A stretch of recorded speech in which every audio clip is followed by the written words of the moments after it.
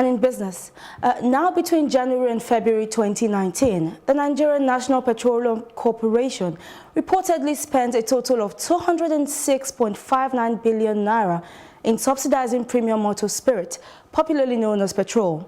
This accounts for a rise of over 1,174%. This is according to latest figures obtained from the corporation on Thursday. A few things to note, however. Since 2017, NNPC has been the sole importer of petrol into the country, as private firms largely stopped importing gasoline following issues regarding subsidy payments to help them sell at the capped price. There are 5 refineries in Nigeria, 4 owned by the Nigerian government via NNPC, and the 5th by Niger Delta Petrol Resources. Nigeria's refineries have a combined capacity of 445,000 barrels per day, but has not been able to meet up with its capacity. Fortunately, Nigeria is the second largest importer of oil in Africa, producing over 1.5 million barrels per day as at January 2017. That's according to PricewaterhouseCoopers, but sadly, Nigeria is also one of the largest consumers of refined products in Africa, 5th as at 2014, behind Egypt, South Africa, Algeria and Morocco, and accounts for over 7% of Africa's refined products consumption. In the studio to help us understand this better and the impacts of the malfunctioning refineries is Dr. Adeoye Adefulu, a partner and head of Odunjiri and Adefulu's energy practice and real estate and mining teams. Thank you very much for joining me in the studio. Thank you. It's my pleasure to be here. Thank you. Now, let's talk a bit about subsidy because it has been in the news for some time. It's a global concept, but why is subsidy, the issue of subsidy, why is it becoming more of a bottleneck here in Nigeria than a solution provider?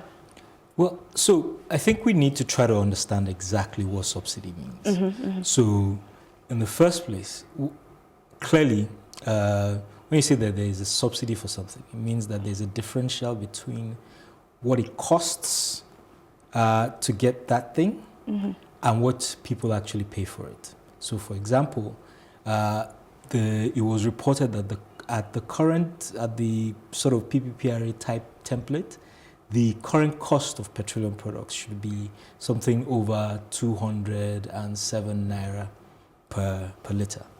And that implies that there is a subsidy of about 62 naira for every liter.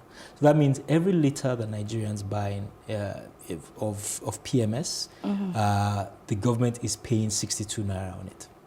And of course, if the government is doing that, and depending on your capacity for consumption of petroleum, it means that this subsidy builds up significantly. I mean, you mentioned in the opening that we're paying about 206 billion, was it? For 206.59 billion within January and February. And that's a month, maximum 2 months. What was budgeted for it in Nigeria's budget this year was 350 billion. So if we're paying that in 2 months, 206 billion in 2 months, it tells you that we have a significant problem. And if we look at last year's figures, we're looking at 1.4, 1.1 trillion. That's 5 billion, just about $5 billion spent on petroleum subsidization. That's a big deal.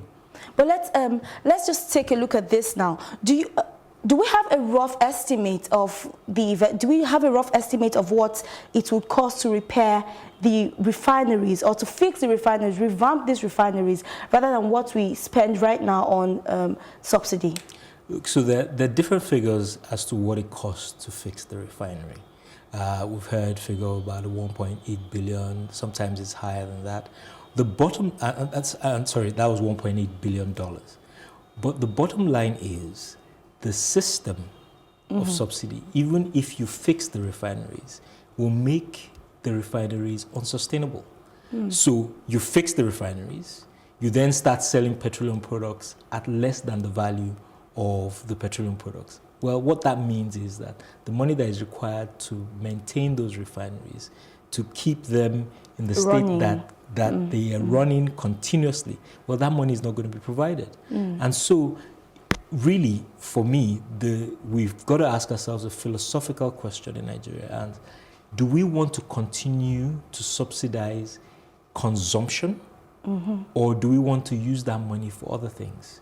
To put it in context, when we budgeted, the money spent on petroleum subsidies is about 50% of the revenue that is earned, or more than 50% of the revenue earned by the Nigerian government. And it is at least 5 times what Nigeria spends on education, what it spends on healthcare, what it spends on trade and investment, all together. So the real question is, do we want to keep spending our money on subsidizing consumption?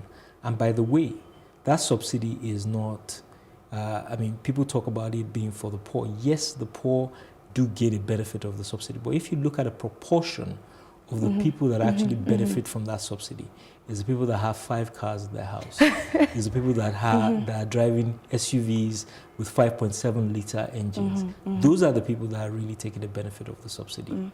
All right, so moving forward, we know it's not news anymore that you gain more when you sell products in its more refined state than in its raw form. Would you suggest that the fact that our refineries are still not functioning, even at this point in time, is more intentional? No, I mean, I wouldn't think so.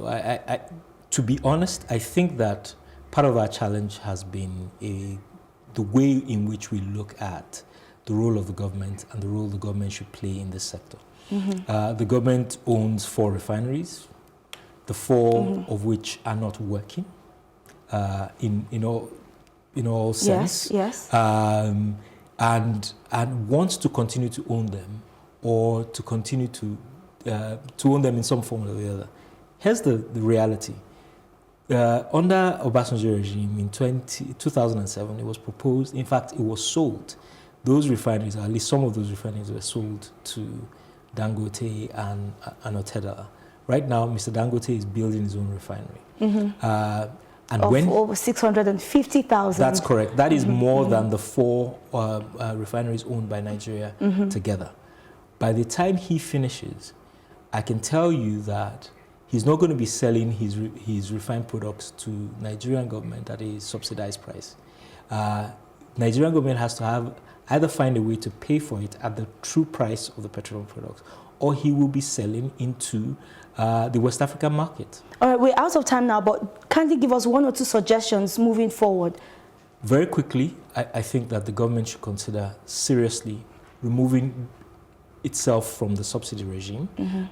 Let the product sell at the market price. It should also consider privatizing the refineries, at least owning less of a percentage in the refineries than it currently does. I think those 2 areas, let the government focus on that. All right, thank you very much. It's always a pleasure having you in the studio.